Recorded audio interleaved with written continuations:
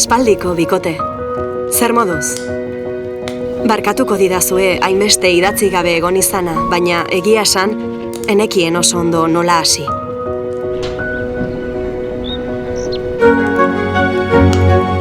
Badakizue, zuek joan eta 2 hilabetera hil zen zuen hiltzailea. Mehatxatu zuen moduan lotuta utzi zuen dena. Baina askatzen goaz. Astiro, bai, baina askatzen goaz. Tamalez, zuek ez zineten azkenak izan. Sufrimendua ere ondo lotu digute urte luze hauetan. Zorionez, azken urteotan minak baretzeko bidea urratzen ari gara. Eta herri hau, maite zenuten herri txiki bezain handi hau, bizirik dago. Bizirik eta bere etorkizunaren jabe izateko irrikaz.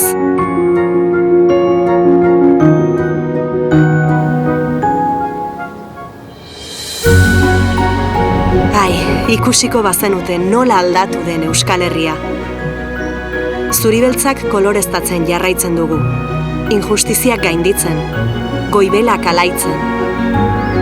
Eta zuek egin bezala, jatorri ezberdinetako Euskal Herritarrak eskuz esku lanean ari gara, mundu hobe bat sortzeko.